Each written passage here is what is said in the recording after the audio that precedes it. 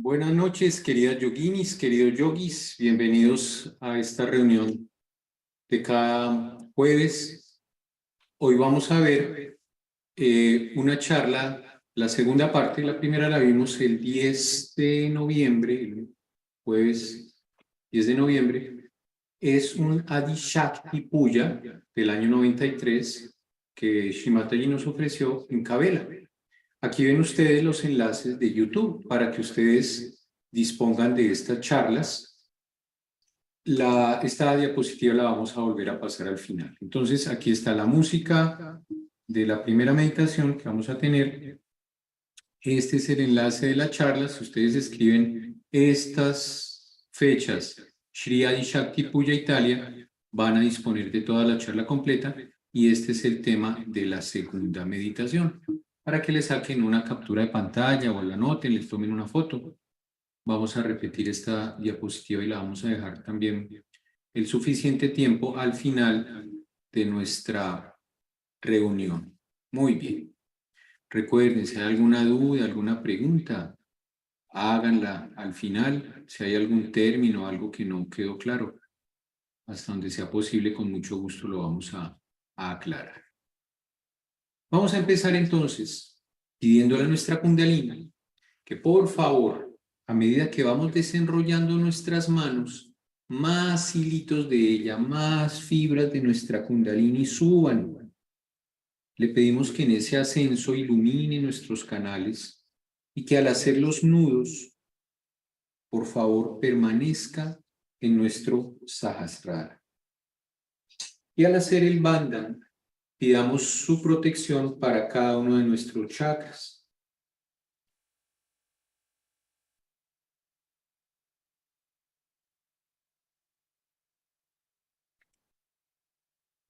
Vamos a recordar lo que significa el mantra. La traducción al español aproximada del mantra es Om, verdaderamente tú eres Shri Ganesha, por ejemplo.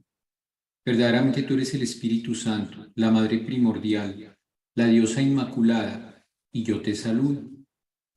Vamos a decir el mantra de Shri Ganesha. Om Tvameva Sakshat Shri Ganesha Sakshat Shri Adi Shakti Mataji Shri Nirmala Devi Namo Namaha. Vamos a pedir las bendiciones de nuestra Kundalini y de Madre para nuestro canal izquierdo. Dejamos la mano izquierda con la palma hacia arriba. Dirigimos nuestros dedos de la mano derecha hacia el piso, o si estamos sentados en el piso, colocamos la palma de la mano derecha en contacto con la tierra. Madre, por favor, fortalece, purifica, ilumina nuestro canal izquierdo. Shri Mahakali Bhairava. Om Tvameva Sakshat Shri Mahakali Bhairava Sakshat Shri Adi Shakti Mataji Shri Nirmala Devi Namo Namaha. Ahora vamos a llevar nuestra atención al canal derecho. Dejamos nuestra mano derecha sobre el muslo con la palma hacia arriba. Doblamos el codo izquierdo. Madre, por favor, sigue iluminando, purificando, fortaleciendo nuestro canal derecho. Mantra de Shri Mahasarasvati Hanumana. Om Tvameva Sakshat Shri Mahasarasvati Hanumana Sakshat Shri Adi Shakti Mataji Shri Nirmala Devi Namo Namaha. Colocamos ambas manos sobre nuestros muslos. Llevamos nuestra mano al navi izquierdo, la parte izquierda de nuestro abdomen. Madre, por tu gracia, yo soy una persona generosa. Por tu gracia soy una persona satisfecha.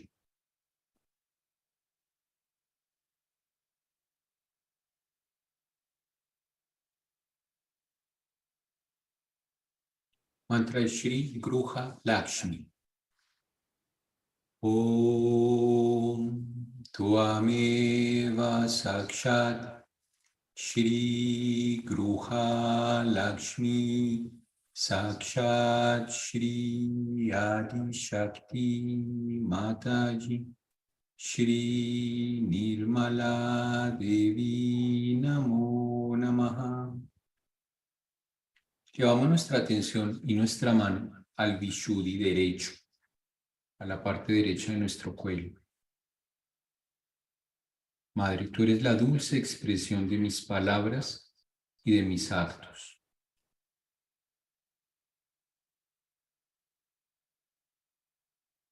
Shri Yeshoda.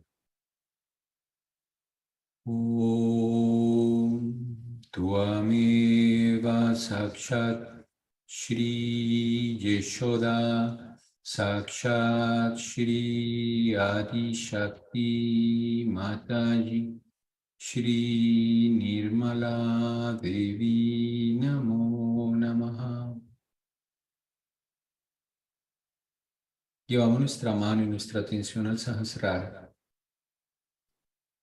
Madre, por favor, haz que nuestras meditaciones sean cada vez más profundas. Ayúdanos a establecernos en la conciencia sin pensamientos. Te pedimos, por favor, que esta meditación nos acerque al yoga lo máximo que sea posible. Cuando ustedes deseen, pueden bajar su mano.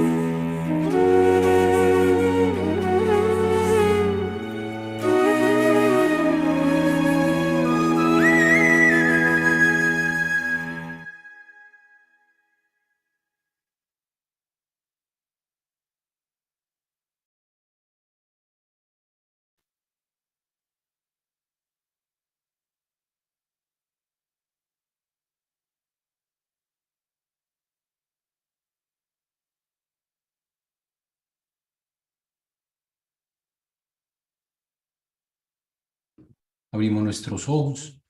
Vamos a subrayar algunas de las enseñanzas que Shimataji nos da en este video que vamos a ver.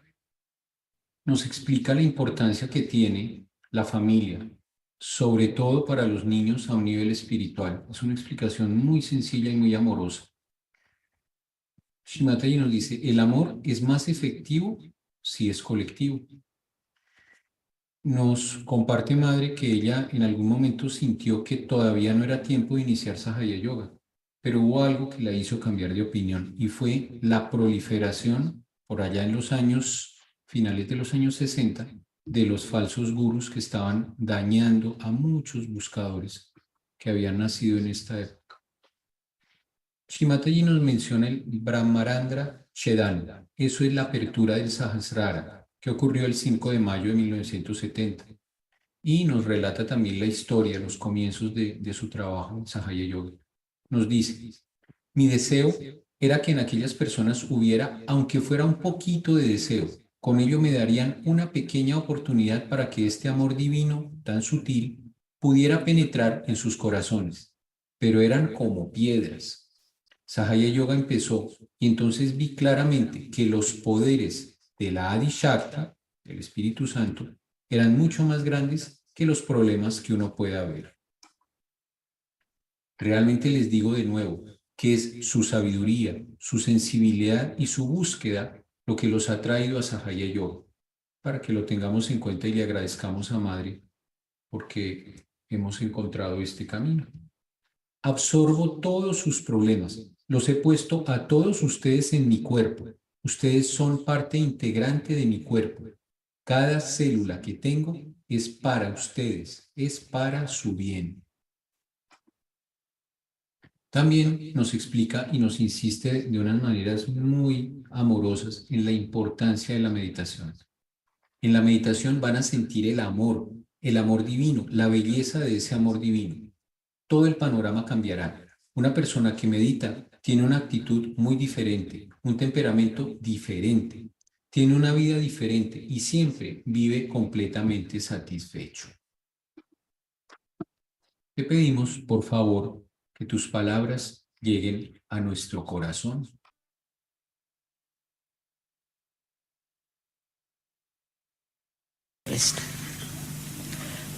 And under the name of religion, under the name of God Almighty, they started this nonsense. So now, Adi Shakti had to assert, put the complete force. So, the first thing she realized that one should know what is a family. A child grows in the family. If the children do not get the proper attention from the father or mother, we can say if they are also spoiled, or if not spoiled, if they are overindulged into, or they are neglected, then the child doesn't know what love is. If a child doesn't know what love is, love doesn't mean that you spoil the child or you give him lots of toys to play and get rid of him. It means that all the time your attention is on your child. And that attention is not indulgence, but an attention for the benevolence of the child. So all the time you are seeing that there is benevolence. And thus, I thought the family life has to be, first of all, substantiated. It's very important. Because these days also, under the name of religion, they have started nunneries and then priests and then sannyasis and all kinds of babas out there. They are so dry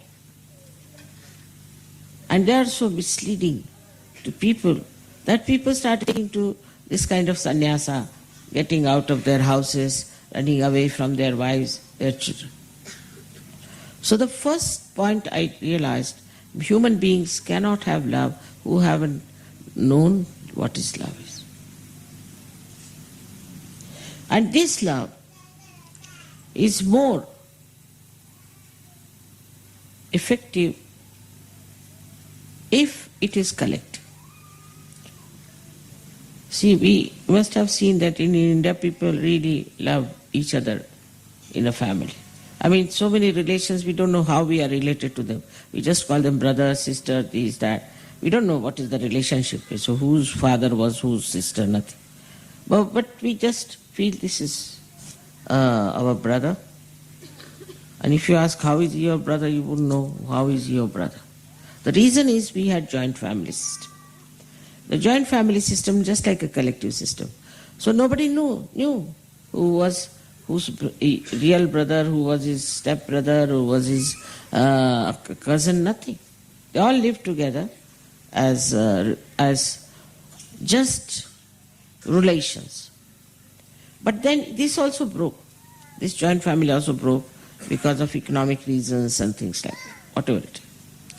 So now at this time, when, see this very crucial time it was, when the people had to know love and the family had started breaking in every country, especially say Western countries. For men and women never realized the importance of family life. They never had faith in their family life. So it became such a shifty thing for poor children. They were on shifty grounds and they couldn't grow properly. So they created a generation of violent, horribly possessed children. This generation then went into warmongering. They don't know, they feel like fighting. I've seen children fighting with a tree. I said, why are you fighting? It's nice to fight, you know. But why are you fighting? They don't know. The reason, there is no love. So everything that you see, you detest. I don't like it, I don't like it. Detest everything. You try out of your frustration to destroy anything that you see. So a new trend started. Apart from the war, when it was over, naturally the value system dropped out. People felt, what's the use? We see, we had all these values, so what did we get? War. And war, what is the war for? War has just killed all our societies, they have killed our children, everybody. And what is the great about these wars also? So the mind of the people on the whole was that, you see, somehow or other, you must fight. Like the fittest man is the best. So the one who can dominate is the best. So the domination of these imperial style of government was over, but individually it became a process of domination. With this process of domination, ego started developing. Even to children, they used to give education in such a way that children became very arrogant, very artificial, extremely arrogant and artificial.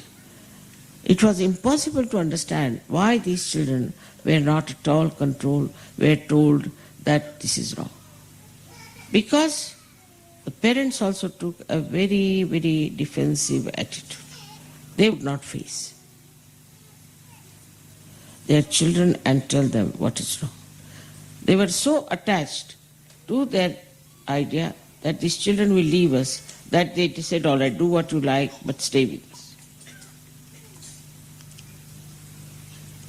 Under these circumstances, even human beings as such were dwindling between a good family life and divorces and a funny society which believes in sharing women or sharing men and all kinds of things. So what a terrible situation was there for Adi Shakti to assert herself. Then also there was very big problem about these religions asserting themselves, their own conditionings on people and absolutely blinding them. So it was a turmoil. It was a turmoil, and at this turmoil state only, Adishakti had to come to establish the dharma. She had to work it out to establish the dharma. It was a very shifty place, very shifty sands were there. But when I was born, I was shocked the way people were. At that time, I don't think I met many seekers. Of course, I met one or two realized souls. But mostly they were worried about their insurance, their money, their this, that. But if you talk to them, you would not know. Where have you come into some wilderness or what? You didn't know what to talk to them. How could you start telling them about divine love when they were not seekers even? Then, gradually,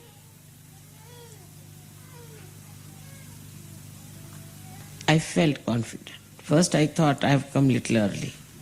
I should have waited slightly more, would have been better, because here the people hate everyone and every individual is against another individual and they are cheating each other and they are also very jealous of each other and also want to have higher positions and this and that. Others, they want to pull everybody's legs. So maybe that there's no yet time for Sahaja Yoga to start. But then I saw all these horrible false gurus also throwing their own charms on people and trying to control them. That made me really think that now I better stop worrying as to what the atmosphere is, worrying as to what sort of people there are. Let's start. And that's how the first Brahmarandra Chapter in India. That's 5th May. And 1970, 5th May, in the morning time. Of course, it had also some events which made me hurry up to do it. I was quite ready. I knew what was the problem of human beings is, but I thought that maybe they may never accept that they can get their self-realization. Now this incarnation is really a very unique time. So many incarnations came. They came, told you everything like words and said, this is good, this is good, this is good. Some people who were enamored by them followed them. But nothing was inside their heart. Whatever they heard, all right, it's a sermon, it's a lecture, it's a Gita, that's all. And the life of such a person didn't have that spark of the divine love within that person. We have had lots of good people during this short time, if you see. So if you see, Mahatma Gandhi was there, Martin Luther was there, all kinds of people you see all over. Abraham Lincoln was there, George Washington was there, we have William Blake was there, we had Shakespeare. All this time, you see in the literature, in every way, Lao Tse, then we had Socrates. We start from Socrates to today. We have had lots of philosophers, lots of people who talked about higher life. Despite that, people were thinking these are some absurd people. There's nothing in it, too much to understand. Nobody would read anything about, say, Guru Gita. They would not. They would think that what's this nonsense? What's the use? It's all humbug going on like that. With this attitude, you see, you find all around. When I looked, I said, wow, how am I to tell them what you are, what they are, and what they have to find? And it was really my desire that there should be some keenness in people, just little bit. if they give me a little chance, this divine love is so subtle, it will just penetrate into their hearts. But they would not. They were just like stones. You couldn't talk to them, you couldn't tell them about anything. And they thought no end of themselves. That's the worst part. Under these circumstances, SahajaYoga started. And there I find that the powers of Adishakti are much greater than the problems you see. I saw it very clearly myself. Because these powers are awakening the Kundalini. I knew I can awaken the Kundalini, no doubt, I knew that. And also knew that I can do it en masse realization. But I could never think that people whom I awaken will come back again. Because, see, they are ignorant people. I never thought that they'll come back, they'll practice SahajaYoga, or they'll go to this level. Never thought. If somebody had told me, I would have laughed at that person. Exactly what happened was that when I gave the first lecture anywhere, that hall would be finished, everything would be finished, nothing to do with that hall. I was staying somewhere else. The hall was taken on hire. And follow on, of course, very few. So I thought that, you see, it doesn't go into their heads. It just goes over their head. I think they don't want to understand anything. They did not understand it. Under the great pressure, you see, I had the family problems, this, that. That was not so important. The most important thing was that how to penetrate into human man. So the only solution was to raise their own Kundalini, to create that little light in them. Because if I go on sitting down with the idea that they'll come around and ask me for Kundalini awakening and then I will awaken them, was a wrong idea. I could realize that. So, our mass realization started. And this really surprised people. It was no magic, it was not storytelling, but it was the truth. They could feel it on their fingertips. They could feel it out of their fontanel bone area. It's the actualization of SahajaYoga has worked the wonders. Otherwise, it would have been impossible. All these wonders that you see today are because your reaction, because the way you reacted, the way you received it. Otherwise, Adishakti is what? Good for nothing. If you do not accept, I am nothing, then you start to fall. Actually, it is again, I say, your wisdom, your sense, your seeking has brought you to SahajaYoga. I never write letters to anybody, I never call anybody. That all gurus do that. As soon as they go to any city, they write it down, the names of all the important people, and then they send them letters and get about 2-3 at least verses per hour. But without doing all that, you see, how we have managed this Amas Kundalini awakening, by which people started understanding SahajaYoga. It started penetrating into them. Now, for that, I had to raise my own Kundalini like that. Every time in a public program, I raise mine also. And in my Kundalini itself, I catch all your problems. It's painful. That's why after puja, I become very sort of like a stone, I should say, for a while. Reason is I am absorbing all that is within you. Like I have put you all in my body. You are part and parcel of my body. Every cell that I have is for you, for your abode. And you have to be that subtle to understand that if we own something or if we have something to be done about Sahaja Yoga or anything, if we want to start an ashram or anything, immediately I know. How do I know? It's because you are inside me. Most of the things I know very clearly, but some of these things I don't know that clearly because of one thing.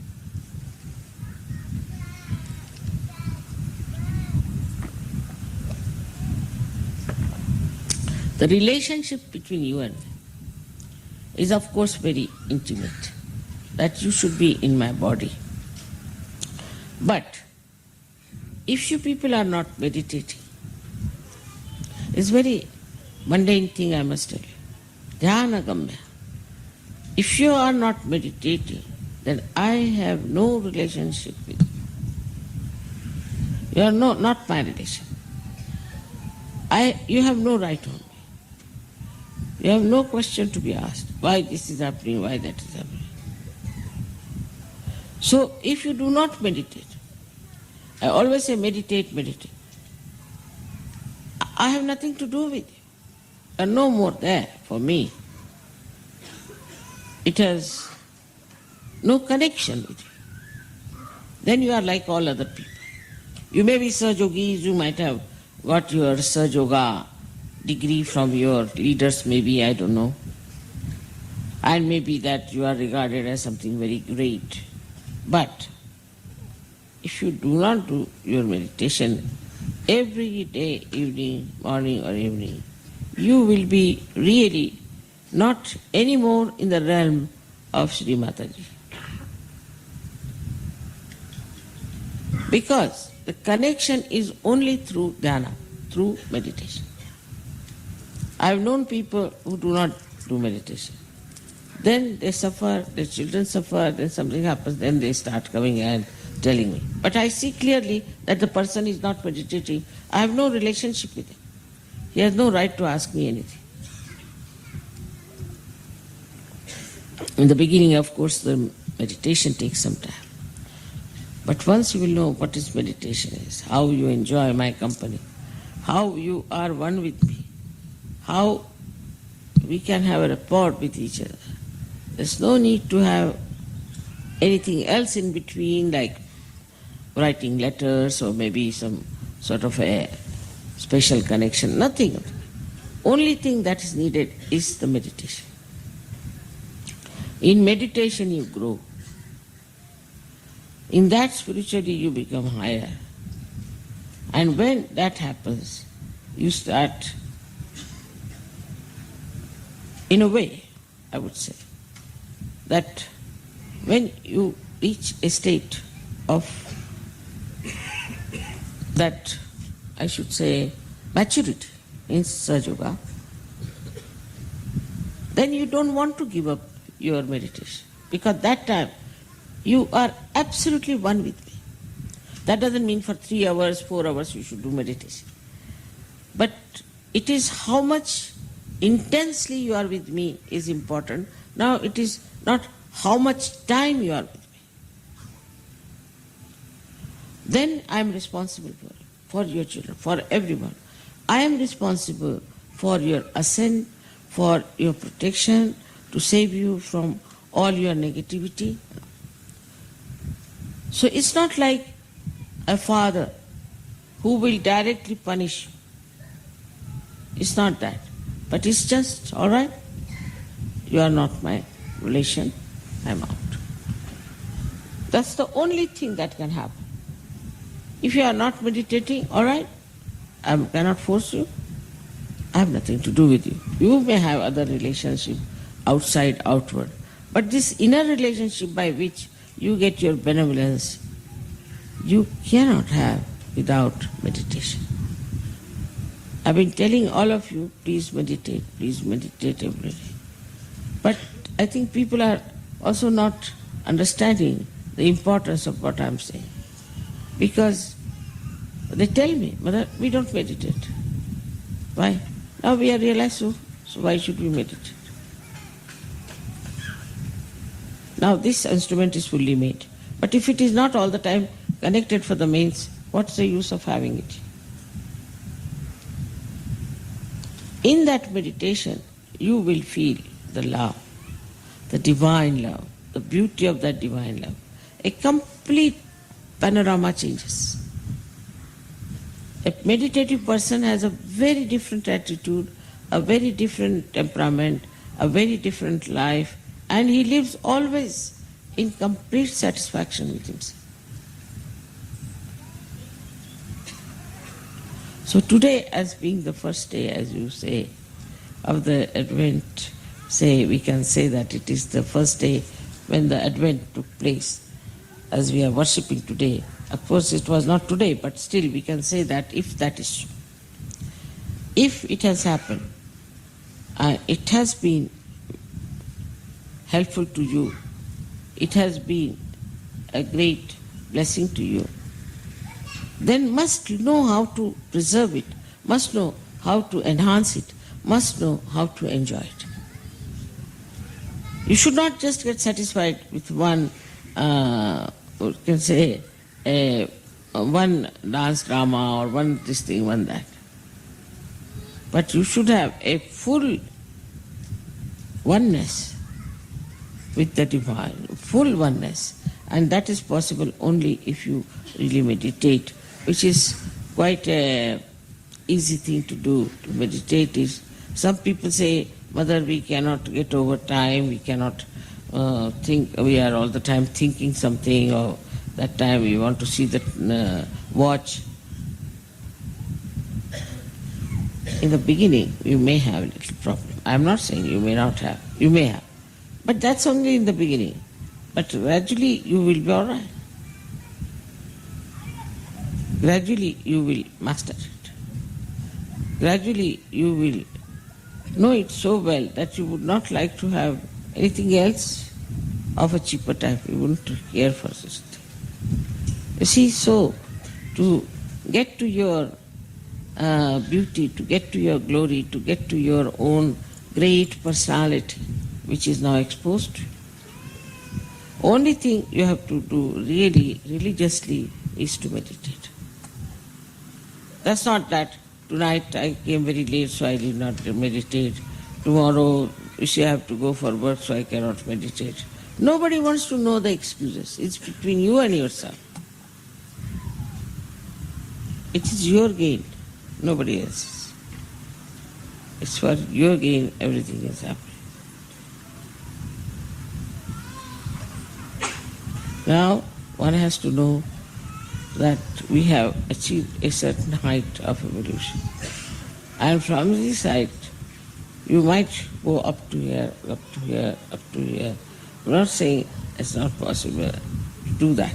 But first and foremost thing, that whatever you may be, may consider you to be a very high class Sahaja, you have to be humble about meditation. This meditative quality. Even when I'm talking to you, it's just I am getting into it because it's so joy-giving. You just jump into the ocean of joy. First it will be difficult, but after some time you will know that this connection that you have with Sri Mataji is the only connection that you are looking out for. And also, there is another point people get lost with, which I have seen very common with some people who get lost. They meditate individually, very much, which is very correct. Individually they will meditate. And they will sit down, meditate, we do puja, we do. But collectively they will not meditate. So this is another point one has to remember, that you have to be collectively meditative. Because I am a collective being of all. And when you meditate collectively, you are really very close to it. So even if you have a program or something, you must do some meditation with it. Always have meditation as the priority for any program. You sing the songs, it's over. Everything is done.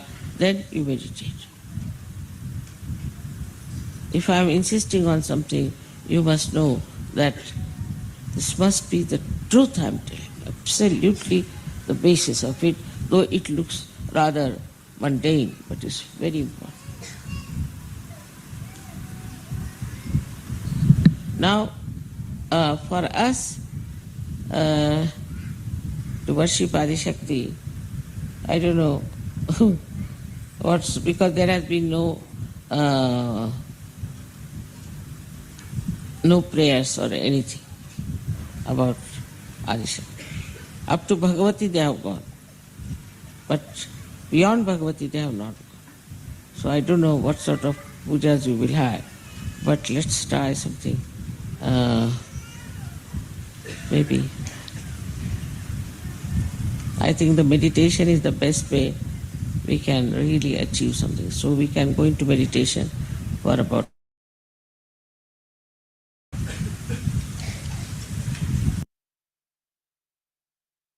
rest.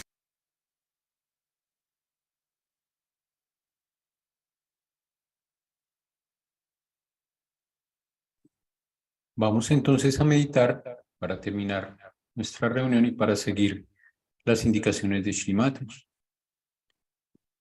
Recuerden, pedirle a nuestra Kundalini. Ella está esperando que nosotros le pidamos. Y el deseo más sublime es llegar al yoga. Madre, ayúdanos a llegar muy pronto al yoga. Madre, concédenos una meditación muy profunda, por favor. Mantra de la conciencia sin pensamientos. Shri Nirvichara. Om Tuameva Sakshat Shri Nirvichara Sakshat Shri Adi Shakti Mataji Shri Nirmala Devi Namo Namaha.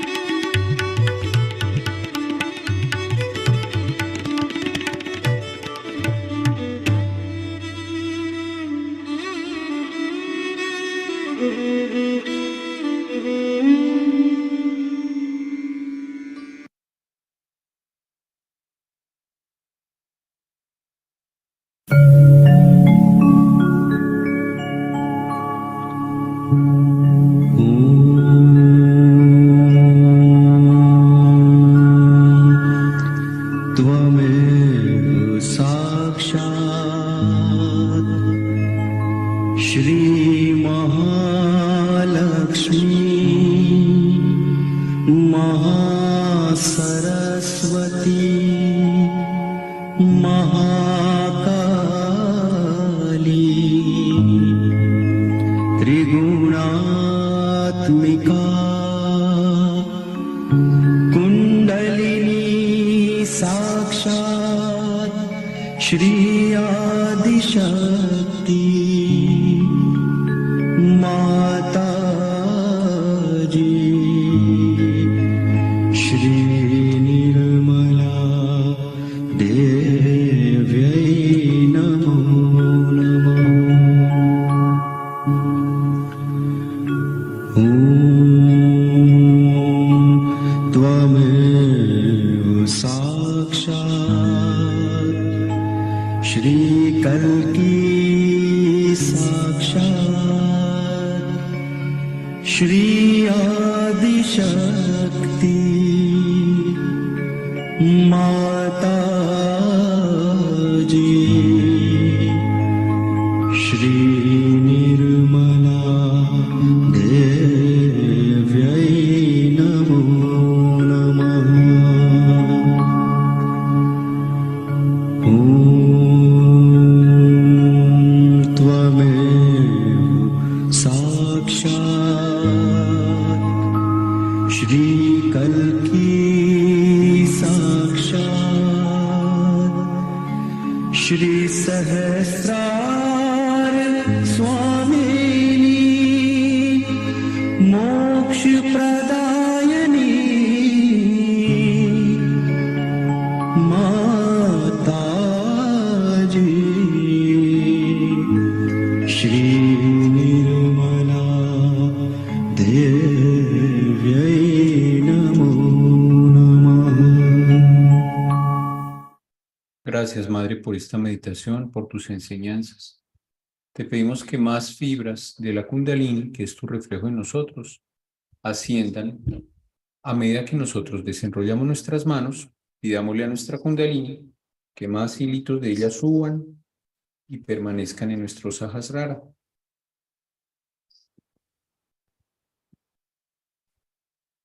Y al hacer el bandha, pidamos protección para cada uno de nuestros chakras.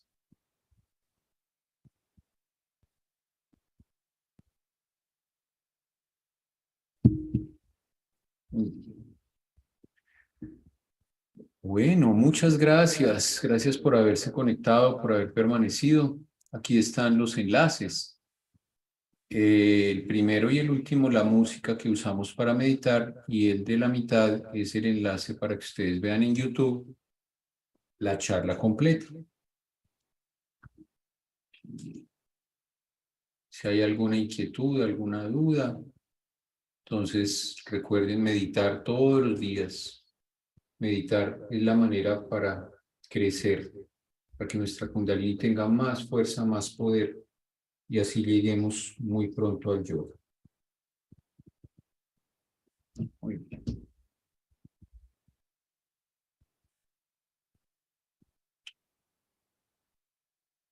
Gracias por haberse conectado.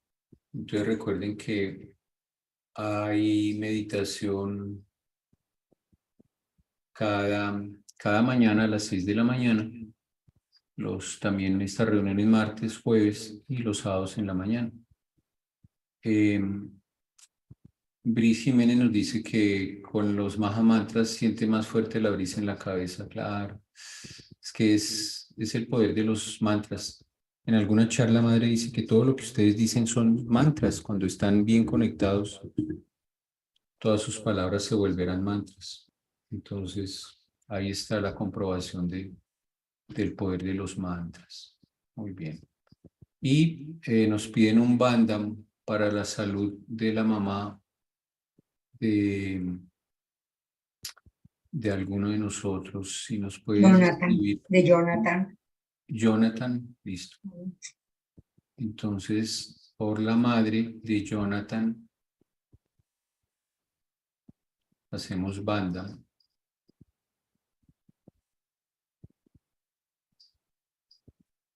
También un bandham muy especial por Jonathan.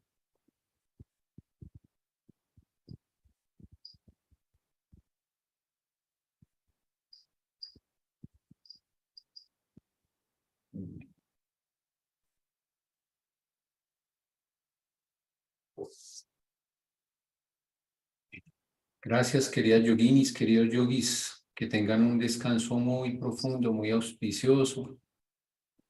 Y gracias, Isabel, por la conexión. Gracias a Shimate por habernos permitido estar juntos. Que tengan un muy buen descanso.